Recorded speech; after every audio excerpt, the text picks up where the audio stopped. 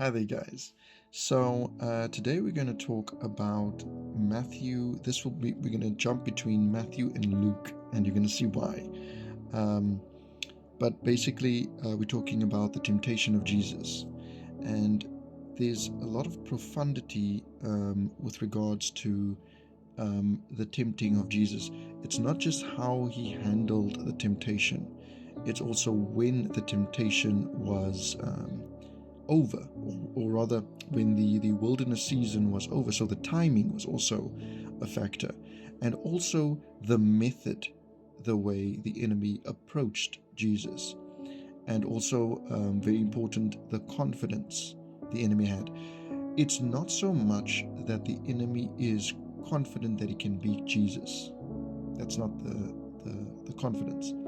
The enemy relies upon us, because Jesus is he's perfect in all of his ways. Okay, he takes, think of it this way: he pays attention to even dust gathering, and it's in the Bible, in dust gathering and turning hard.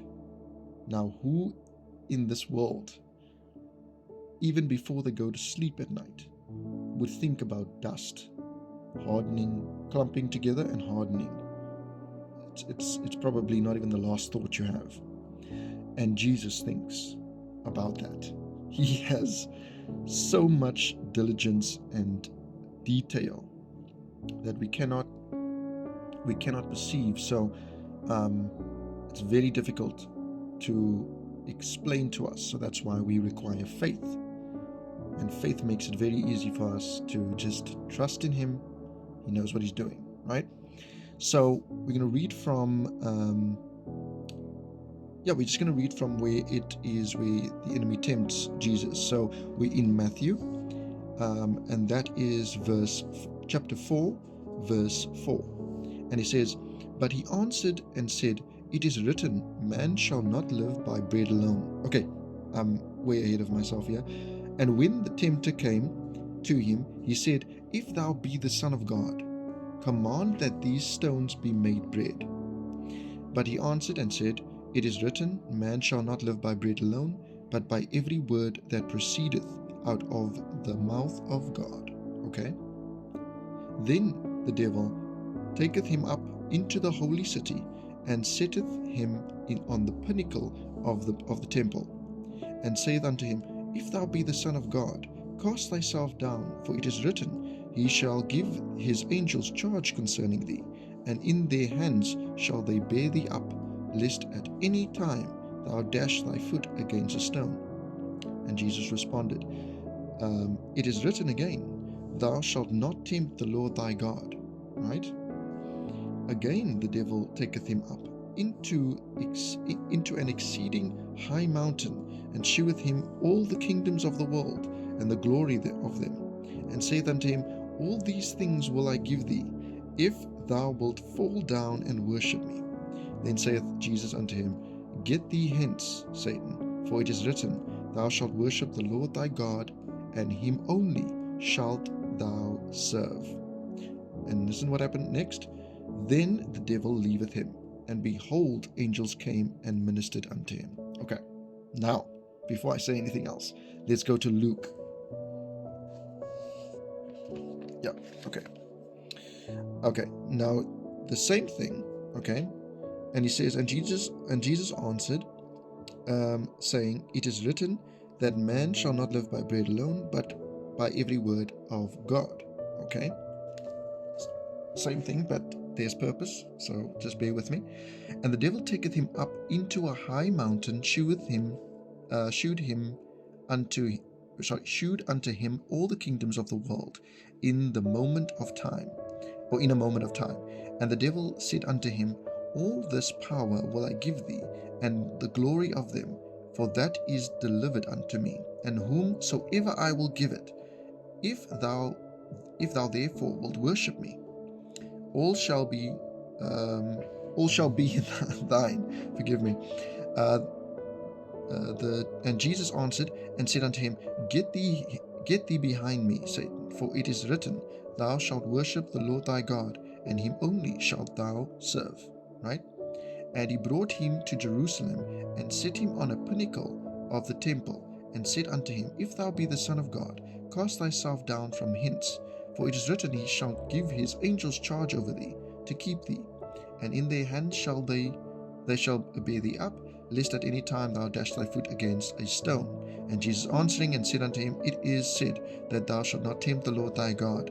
And when the devil had ended all the temptation, he departed from him for a season. Now, of course, if you read this, you won't find much, or if you study this, you won't find, I would say, or if you read this once, let me just simplify it. If you read this on both sides, you'll find that there's no real difference other than the way it's being portrayed.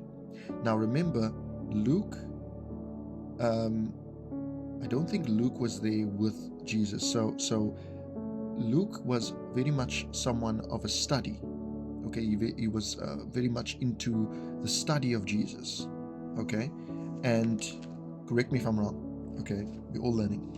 And Matthew is of a relationship with Jesus. Now this is the difference between the study, and this is the difference between relationship with Jesus, because a lot of people can study the Word of God, but they can have no relationship. So this is what happens when you have relationship, and this is what happens when you have study. So Luke studied Jesus, okay, and when it came to the part where Jesus said to Satan, "Get thee hence," as in, get thee behind me, where Jesus basically chased him away, Satan didn't go. And this gives a depiction that God didn't have the power to get rid of Satan, right? But in Matthew, when God said, "Get thee hence, Satan," he left. So which of these two are speaking to the authority of God? It's Matthew. And Matthew had a relationship with Jesus because he was one of the disciples. So, and he was with Jesus when Jesus was still alive, right? So understand that relationship with Jesus is more important than study. Study is important, don't get me wrong, but relationship says, me and Jesus, we have an understanding, a deeper understanding, because we're building our relationship. And one of the ways to build your relationship with Jesus is to fast, pray, and read the Bible. Okay, that's a trifecta. Also, understand that Jesus was tempted when he was ending his wilderness season, his fasting. Okay, and he was tempted on three things. He was tempted on the lust of the flesh, which was the bread, turn the stones into bread; the lust of the eye, which was the kingdoms that the enemy showed Jesus; and then it was the pride of life, which was, you can take either or, but which was where he showed Jesus, I will give you all of these kingdoms if you just worship me. Okay, and that's the same that the enemy does with all of us.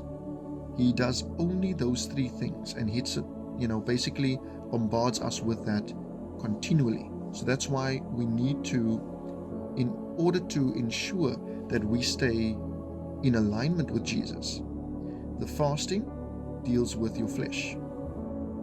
The prayer deals with your, I think that's with the temptation, the lust of the eye. And finally, the reading the Word. You need to humble yourself to read the Word so that you understand that you don't know more than God. So you humble yourself by receiving the Word, and that is dealing with the pride of life. So understand that relationship with Jesus is better than study. Okay? He wants to get to know you, or rather he wants you to get to know him so that you can get to know you, because he knows you before you were even formed. He knew you.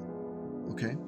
And that's very important. So build relationship with Jesus, not just study. Okay? Thank you so much for listening. I hope you enjoyed. I hope it was a blessing to you. It was a blessing to me when I found out. And enjoy your journey following Jesus. Bye-bye.